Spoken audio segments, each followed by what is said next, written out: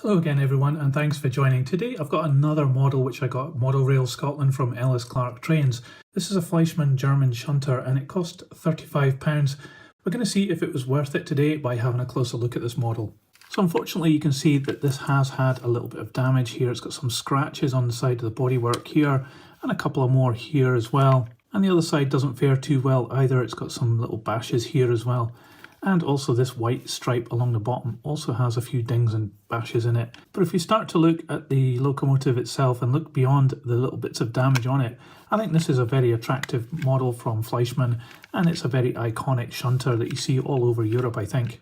It does look as though we might have two sets of lighting on this. It'd be quite interesting to find out. We're going to put it on the test track in a little while. When I did my haul video, I said that these were made out of metal, but they're actually not. They're made out of plastic. So it's really quite incredible that these have managed to fare through the bashes of the plastic wrapping that this came in. This model has metal buffers because you can see that it has a little bit of rust there as well, and a typical Fleischmann coupling. Some nice grills at the front, and the number's nice and clear as well. The white line going around does look a bit faded. I'm not sure whether it's like that from the factory, but it certainly has a few dings in it as well. There's another light up here which I'm hoping will be illuminated, and up on top of the bonnet at this end of the locomotive there's a bit of a grille there, not very convincing, and a couple of little studs there which haven't managed to get broken off just yet. The exhaust stack is here. We've got another one on the other side of the locomotive, and it has the electrical chevron transfer on it there in yellow, which is very clear. And you can see we have flush fit glazing on this model with silver surrounds and windscreen wipers moulded into the window plastic. But there's no interior on this model, and you can see some wires inside there, so I'm guessing it must have some lighting. I'm hopeful anyway. Up on the roof we've got a hatch and some rivet detail and this extra part in black that's added in, and you can see that the exhaust stacks have this silver surround. It's a bit worn off on this one, and also this one over here. The side of these locomotives are fairly plain. There's a door here for the engine compartment and a couple of hatches. There's not a lot of deep relief on this moulding, and that's really evident around the door, which you can hardly see. And they have integral handrails in the plastic moulding and the main body, but they've been picked out in silver at some point, but again worn off. And here's the Deutsche Bahn logo here as a transfer and the number underneath. The transfer is not too good. And as we move down to the other end of the locomotive, there's not a lot of detail on the side of these, but there is another grille at the front there. Again, not very well moulded in, I think. You've got what looks like another grille or set of shutters or something. And this part here, which is added in, moves around a little bit. This end differs slightly from the other in that we've got this full length grille and the white line doesn't go right the way across, but we have the same arrangement of lights here and the rust on these buffers as well. There's some nice detail running along here with these little studs, makes it look very characterful. And then we've got this white line running all the way around the locomotive, and underneath here we've got some details printed onto here, as well as some in relief which have been picked out, like this word here. But there's some nice printing here.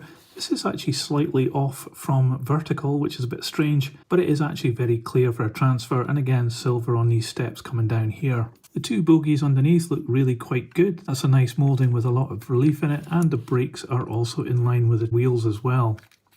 Underneath you can see the Fleischmann made in Germany and the screw that holds this together. And we've got the driven bogie here with these two sets of wheels driven, and these two I guess pick up. Now it does look a little bit dirty here, so I think it's been run quite a bit, and this bogie here has got traction tyres on all four wheels, which are also very dirty. So let's put this on this test track to begin with, and we'll see how it goes. So just some old Hornby track here, and as usual my H&M controller providing the power, so let's give it some juice and see what happens.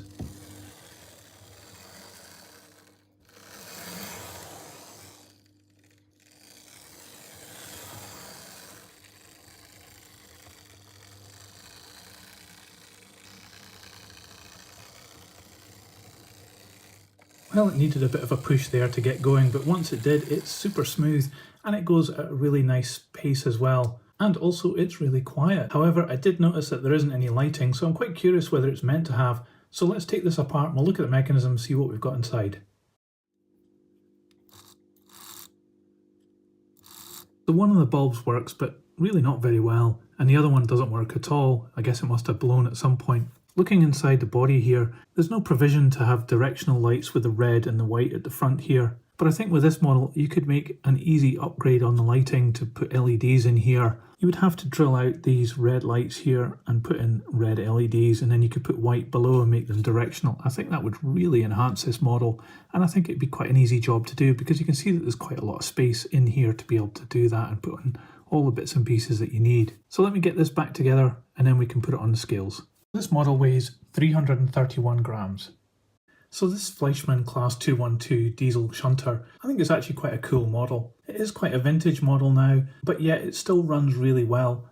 It's picking up great even though it's got dirty wheels, and the motor runs really smooth and quiet. The lighting is suffering, you kind of expect that, but it does give you the opportunity to upgrade it if you want to. And this particular one has probably had a few bashes and the bodywork is a bit tired in places.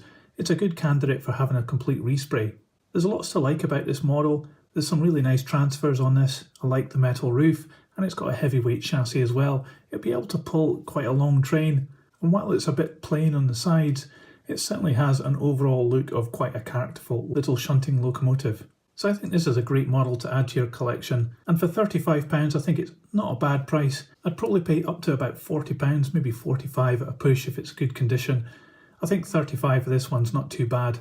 It's a decent enough model and it gives you some options to upgrade, and I think it'll be a great addition to your collection. So let me know what you thought about my analysis in the comments below. I'd love to hear what you think, and if you liked this video please give it a thumbs up, it's really appreciated. I'll put this on the turntable so you can see all the way around, and on screen in a minute there'll be another video which you can click on and watch. I'll see you over there, but that's it for this video.